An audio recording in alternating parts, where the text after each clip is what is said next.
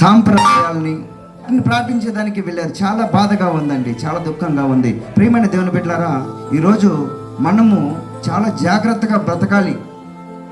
ఈ యొక్క వాయిస్, ఈ యొక్క మాటలు ఎంతవరకు వినపడుతున్నాయో నాకు తెలియలేదు, కానీ ప్రభు మీ అందరితో ఈరోజు మాట్లాడుతున్నాడు.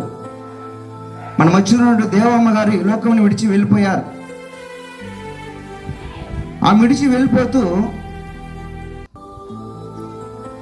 వారి యొక్క కుమారుల్ని, కుమార్తెలను, మనవల్ని, మనవరాలను అందరిని ఇక్కడ వదిలిపెట్టి వెళ్ళిపోయారు.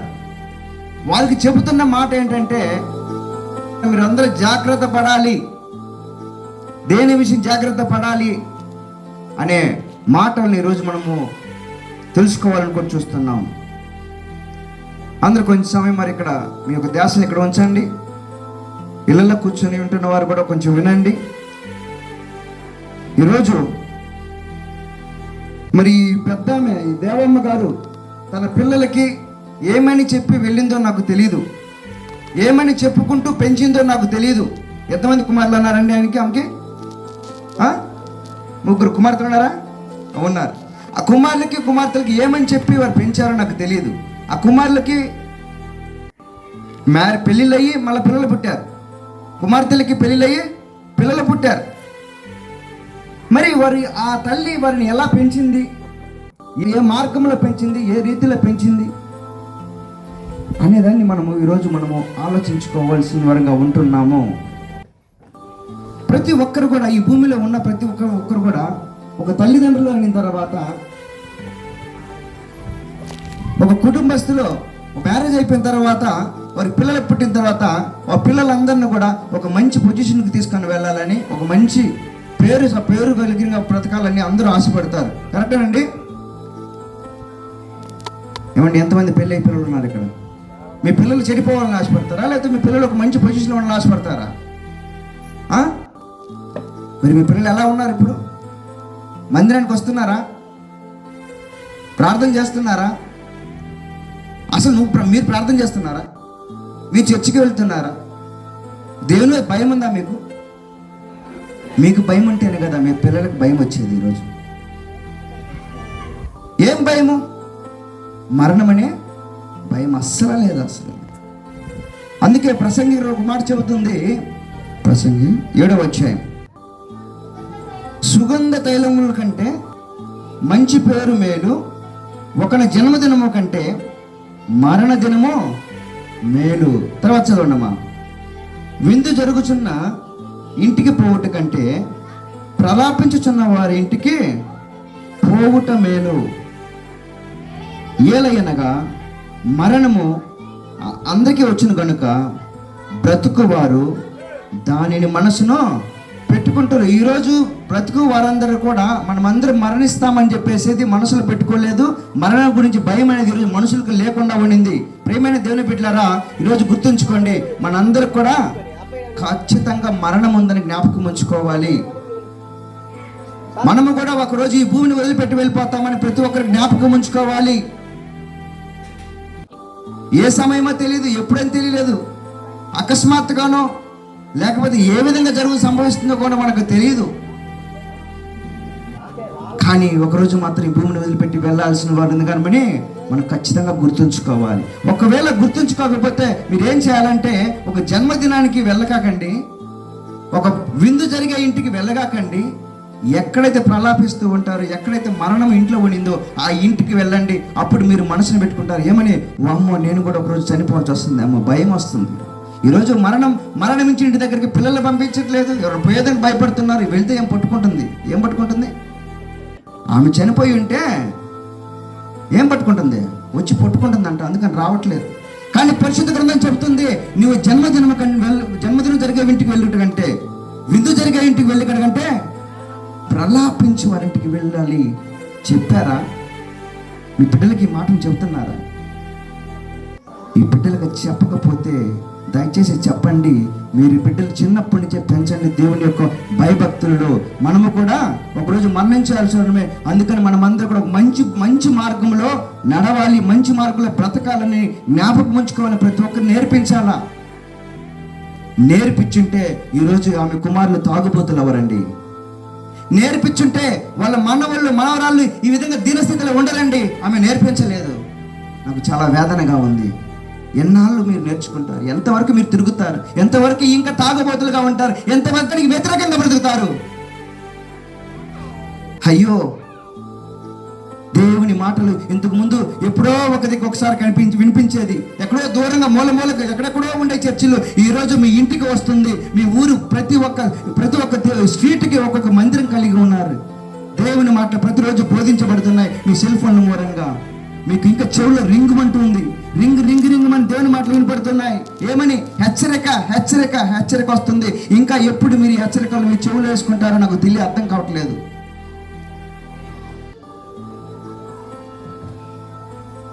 సమయము చాలా ఆసన్నమైనదండి. ఎప్పుడు ప్రభు వస్తాడో తెలియదు, ఎప్పుడు మనం మరణిస్తామో తెలియదు. అందుకని మనం సిద్ధపాటుగా ఉండాలని ఈ సమయంలో మనందరినీ ప్రేమతో బతిమాలుకొంటున్నాను. ఈ దినమున చాలా విషయాలు చెప్పాలని ఆశపడి వచ్చినాను, కానీ ప్రియమైన దేవుని బిడ్డలారా, ఒక మాట మాత్రం చూసుకునేసి నేను ముగించుకోబోతున్నాను. ఏంటంటే ఈరోజు ఇక్కడ కూర్చున్నటువంటి యవనస్తులందరైనా సరే, పెద్దలైనా సరే, ఎవరైనా మీరందరూ గుర్తుంచుకోవాల్సిన విషయం ఏంటంటే, ప్రసంగి 11వ అధ్యాయము 9వ వచనమే ఈ మాట మాత్రం చదువుకుందామండి. యవ్వనుడా, నీ యవ్వనమందు సంతోషపడము, నీ యవ్వన కాలమందు నీ హృదయము సంతుష్టిగా ఉండు నిమ్ము, నీ కోరిక చొప్పునను నీ దృష్టి యొక్క ఇష్టము చొప్పునను ప్రవర్తింపుము. అయితే వీటన్నిటిని బట్టి దేవుడు నిన్ను తీర్పులోనికి తెచ్చును. యవనుడా, యవనురాలా, వృద్ధుల, చిన్నపిల్లల, ప్రతి ఒక్కరికి చెప్పే మాట ఈరోజు మీరు బ్రతుకుతున్న బ్రతుకును బట్టి, మీరు జీవిస్తున్న జీవితాన్ని బట్టి, మీరు చేస్తున్న క్రియలను బట్టి, మీరు మాట్లాడుతున్న మాటలను బట్టి సమస్తాన్ని కూడా ఒకరోజు మీరు దేవునికి అప్పగించాలని మర్చిపోకండి. నన్ను ఎవరు చూడట్లేదులే, నా ఇష్టం, నా లైఫ్, నేను సంపాదించుకుంటున్నా, నేను తాగుతున్నా, ఇష్టానికి మీరు బ్రతుకుతున్నారేమో. ఇంకా మీరు ఆ హెచ్చరిక తీసుకోకుండా డేంజర్ అని కొట్టుకుంటూ ఉంది మీకు. ఆ డేంజర్ని ఇంకా కనిపెట్టుకోకుండా మీరు ముందుకు వెళ్తూ ఉన్నారేమో. జాగ్రత్త. నువ్వు యవ్వన కాలం ముందు నువ్వు సంతుష్టిగా ఉండు, నువ్వు మంచిగా బ్రతుకు. నువ్వు ఏ విధంగా బ్రతుకుతున్నావో, ఏ విధంగా జీవిస్తున్నావో ప్రతి ఒక్క రోజు మాత్రం మీరు ఖచ్చితంగా దేవుని ఎదుట సమాధానం చెప్పాలని, తీర్పు దినమందు నువ్వు ఖచ్చితంగా సమాధానం చెప్పాలని జ్ఞాపకం ఉంచుకొని బ్రతుకు నువ్వు. లేకపోతే అందరి బ్రతుకు అదే గతి ఇంకా అయిపోతుంది. నువ్వు దేవుని తెలుసుకోకపోతే, ఇంకా నువ్వు దేవుని తెలుసుకోకుండా ఇంకా నీ ఇష్టానుసారంగా బ్రతుకుతుంటే నీ బ్రతుకు ఏమైపోతుంది? ప్రియమైన దేవుని బిడ్డలారా, నేను ఒక మాట చెప్తాను వినండి. ఈరోజు అసలు దేనికోసం మనం బ్రతుకుతున్నాం? ఏం సాధించాలని? డబ్బు సాధించాలన్నా, ఆస్తులు సంపాదించుకోవాలన్నా, లేకపోతే పేరు ప్రఖ్యాతి సంపాదించుకోవాలని ఈరోజు బ్రతుకుతున్నామా? దేనికోసం బ్రతుకుతున్నారు? నువ్వు దేనికోసం బ్రతికినా కానీ నువ్వేం సంపాదించుకున్నా అవి నీ కూడా రావు, నీ తోటి రావు. అవి నువ్వు బ్రతికిన బట్టి, నువ్వు తెచ్చుకున్న మంచి పేరును బట్టి అవి నిలబడతాయి, కానీ నీకు కూడా వచ్చినవి ఏమి కూడా తీసుకొని వెళ్ళలేవు. ఎంతోమంది డబ్బు గల్లాలు, ఎంతోమంది మంచి అధికారంలో ఉన్నవారు చనిపోయారు. ఏం తీసుకొని వెళ్ళారు? ఏమి తీసుకొని వెళ్ళినా? ఒకవేళ వారు మంచిగా జీవించుంటే, మంచి ప్రేమను ఇతరులు పంచిపోయింటే, అమ్మో ఆయన ఉన్నప్పుడు మాకు ఎంత బాగుండింది, ఆయన ఉన్నప్పుడు మనల్ని ఎంత ప్రేమించారు, ఎంతోమందిని ఆదరించారు, ఎంతోమంది దగ్గర తీర్చారు అనేసి మనం గుర్తుంచుంటూ, కానీ ఏమి కానీ చెడు నడత నడిస్తే, చెడు బ్రతికి ఏమై ఉంటాయి? పోయిండు మంచిది అయిపోయింది. వాడు పోవడమే మంచి తీసుకుంటాడు. ఉన్నా ఒకటే, బ్రతికినా ఒకటే, చనిపోయినా ఒకటే అనుకునే రోజులు అలాగని బ్రతికిస్తున్నావా? లేకపోతే మంచి బ్రతికినావు, చాలా మంచిదమ్మా, అయ్యో అని నిన్ను బట్టి నువ్వు ఈ లోకం నుంచి విడిచిపెట్టిన తర్వాత నీ చుట్టూను కూర్చొని 10 మంది ఏడ్చేవాళ్ళని తీసుకు మనము మన దగ్గరకు వచ్చినట్టుగా నడుచుకోవాలని మన బ్రతుకులలో ప్రేమ. నీ యవ్వన కాలమందు నువ్వు సంతుష్టిగా బ్రతుకు. కానీ నువ్వు చేస్తున్న ప్రతి ఒక్క కార్యమునకు, నువ్వు చేస్తున్నటువంటి ప్రతి ఒక్క విషయానికి కూడా నువ్వు దేవుని దగ్గర సమాధానం చెప్పాలని ఈ సమయంలో మీరందరికి కూడా దేవుని మాటగా సెలవిస్తున్నాను. తర్వాత 11 నెక్స్ట్ చదవండమ్మా, 10వ వచనము. లేత వయస్సును నడి ప్రాయమును గతించిపోవునవి గనుక నీ హృదయముల నుండి వ్యాకులమును తొలగించుకునుము, నీ దేహమును చెరుపు దానిని తొలగించుకోము. లేత వయస్సు గతించిపో ఏమవుతుందండి? లేత వయసు నడిప్రాయము గతించిపోతుంది. నీవు కనుక నీ హృదయముని వ్యాకులమును తొలగించుకో, నీ దేహమును చెడుపు దానిని తొలగించుకో. తొలగిస్తున్నారా? నీ దేహమును చెరిపేదాన్ని తొలగిస్తున్నారా? నాకేం లేదు, చిన్న వయసు, నాకు మంచి వయసు ఉంది, ఇంకా చాలా సంవత్సరాలు ఉంది, నేను ఇంకా చాలా బతుకుతున్నావు అనుకుంటున్నావా? లేకపోతే నేను నడిపాను, నేను ఎవరిని నడుస్తున్నాను, నేను విర్రవెగుతున్నావా?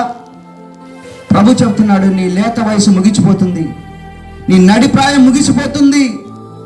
నీ దేహమును పాడు చేయవన్నీ ఈ రోజు కన్నా నువ్వు సరి చేసుకుని నీ దేహాన్ని చెడగొట్టేదాన్ని ఇప్పటికన్నా మానుకో.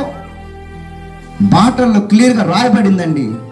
మద్యం తాగాకంటే అది నీ ప్రాణానికి హానికరం అని చెబుతుంటే అదే తాగి ఇంకా నీ హృదయాన్ని పోగొట్టుకుంటున్నావు, నీ జీవితాన్ని పోగొట్టుకుంటున్నావు. తాగుడు వల్ల ఎంతమంది జీవితాలు చెడిపోతున్నాయండి, ఎంతమంది కుటుంబాలు నాశనం అయిపోతున్నాయండి. ఏమొస్తుంది? మా ఆఫీసులో పనిచేస్తున్న ఒక మనిషి ఉన్నాడండి, డ్రైవర్గా పనిచేస్తాడు, నెలంతా పనిచేస్తాడండి. అతనిలాగా హార్డ్ వర్క్ పనిచేసేవాళ్ళు ఎవరు లేరు, అంత హార్డ్గా పనిచేస్తాడు. జీతం తీసుకున్న తర్వాత 2 రోజులు పనికి రాడండి. నెలంతా పనిచేస్తాడు, 1వ తేదీ 2వ తేదీ జీతం వచ్చిందంటే ఆ జీతం తీసుకుని 2 రోజులు రాడండి. ఆయన వెళ్ళేటప్పుడేమో మంచి కొత్త సెల్ ఫోన్ తీసుకుని జేబులు పెట్టుకొని పోతాడు.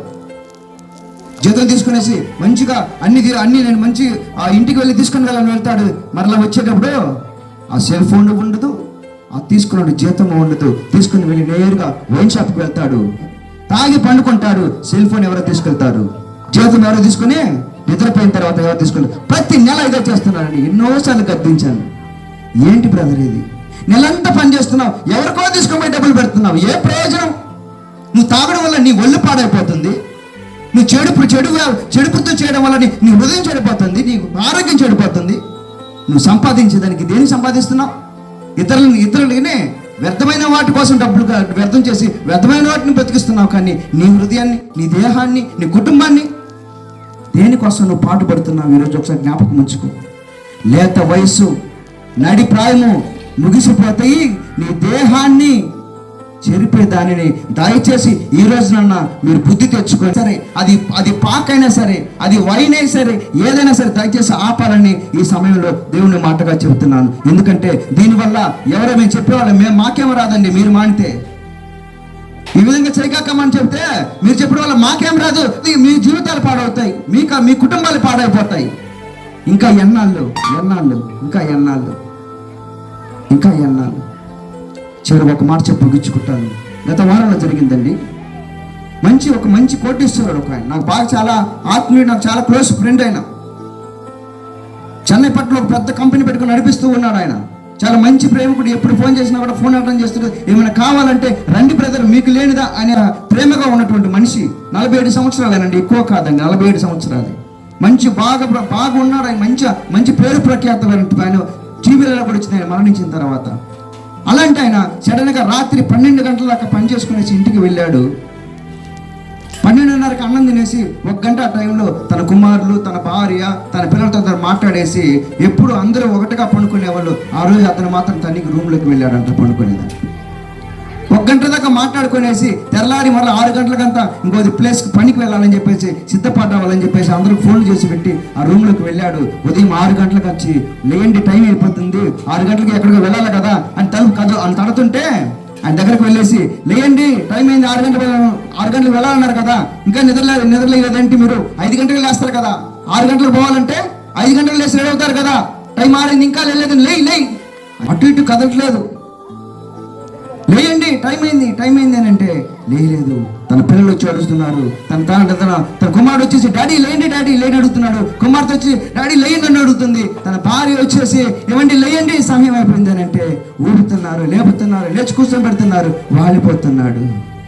ఇంకా అర్థం కాక డాక్టర్కి ఫోన్ చేస్తే ఆయన వచ్చి ఆ ఈసీజీ తీసేసి ఈయన 2:30 గంటకు ముందే చనిపోయాడు, ఈ లోకాన్ని విడిచిపెట్టి వెళ్ళిపోయాడు అని చెప్పేసి. ఏమైనా వాళ్ళారా, ఆయనకి ఎంత ఆస్తి ఉందంటే కొన్ని కోట్లు సంపాదించుకున్నాడు, ఎంతో సంపాదించుకున్నాడు. చివరికి పోయేటప్పుడు తన కుటుంబంలో అందరినీ వదిలిపెట్టుకుని వెళ్ళాడు. ఎంత సంపాదించుకున్నా కానీ తనతో ఏమి తీసుకొని వెళ్ళలేకపోయాడు.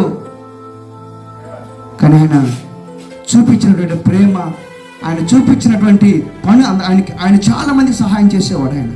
అవన్నీ కూడా నిలబడి కొన్ని వందల మంది తన ఇంటి ముందు వచ్చి కూర్చొని నిలబడ్డారు. ఈ లోకంలో మనం ఎంత సంపాదించుకున్నా, ఎంత తాగినా, ఎంత చెడ్డ పనులు చేసినా కానీ నీ జీవితాన్ని నువ్వు పాడు చేసుకున్న దానికే చేస్తున్నావే కానీ, నీవు దేహాన్ని నువ్వు పాడు చేసుకుంటున్నావు కానీ, నీ హృదయాన్ని పాడు చేసుకుంటున్నావు కానీ, నీ కుటుంబాన్ని పాడు చేసుకుంటున్నావు కానీ ఎవరికి ఏం ప్రయోజనం లేదని ఈ సమయంలో ఈ యొక్క మాటలు చెప్పుకుంటూ, లేత వయస్సును నడి ప్రాయమును గతించిపోనని గనుక నీ హృదయంలో నుండి వ్యాకుల పరిచయాన్ని తొలగించుకోనండి, నీ దేహమును చెరుపాలని తొలగించుకోనమని ఈ యొక్క దేవమ్మ గారు చనిపోయిన తరుణాన ఈ ఆదరణ కొడుకు దూరంగా ఈ మాటను మాత్రం మన హృదయంలో ఉంచుకొని మన ముందు ఒక హెచ్చరికగా ఉంచుకొనేసి ఏమని హెచ్చరించుకోవాలి? యవ్వన కాలమందు మన హృదయం సంతుష్టిగా ఉండనిమ్ము, నీ కోరిక చొప్పున, నీ దృష్టి చొప్పున ప్రవర్తించము. అయితే వీటన్ని బట్టి నీవు తీర్పులను తెచ్చిన జ్ఞాపకం ఉంచుకోవాలి. తర్వాత లేత వయసును, ముదిమ వయసును, నడి ప్రాయమును గతించిపోవునవి కనుక నీ హృదయంలో నుండి వ్యాకుల పరిచయవన్నీ తీసివేయాలి. తర్వాత నీ దేహమును చేర్పుదారనేది ఏదైనా సరే, అబద్ధమైనా సరే, కోపమైనా సరే, ఇతని మీద ద్వేషమైనా సరే, ఏమైనా సరే నీ దేహాన్ని చేరిపోయి ఏముంచుకోకుండా దేవుని ప్రేమలో ఉంచి దేవుని వెదకి ఆయన పాదాలు పట్టుకొని ఆయన చుండే ప్రేమను మన ఇతరులకు పంచుకుంటూ మనం అందరూ సమాధానంగా వెళ్ళి ప్రతి ఒక్కరు కూడా మనమందరూ కూడా పరలోక రాజ్యానికి వెళ్ళాలని, ఈ మార్గంలోకి రావాలని మిమ్మల్ని అందరినీ బతిమాలుకుంటూ, అదేవిధంగా మన చిన్న పిల్లలని నడిపించి ఇప్పటి నుంచే చెప్పండి, దేవునికి రండయ్యా, మనకి చెడు అలవాట్లు వద్దు, మనకి ఈ ప్రస్తాపన వద్దు, దీనివల్ల ఎంతోమంది చెడిపోయినారు, దీనివల్ల ఎంతోమంది కుటుంబాలు కోల్పోయాయి, ఎంతోమంది మరణించారు, ఇలాంటి వద్దని మన చిన్న పిల్లలకి ఇప్పటి నుంచే బోధిస్తూ, ఇప్పటి నుంచే మంచి మార్గం చెప్పిస్తూ మనమందరం కూడా క్రీస్తులోనికి రావాలని మిమ్మల్ని అందరినీ హెచ్చరిస్తూ మా ప్రభువుని రక్షకుడు యేసుక్రీస్తు నామములో ప్రార్థించి వేడుకొంచున్నాం తండ్రి. ఆమేన్, ఆమేన్.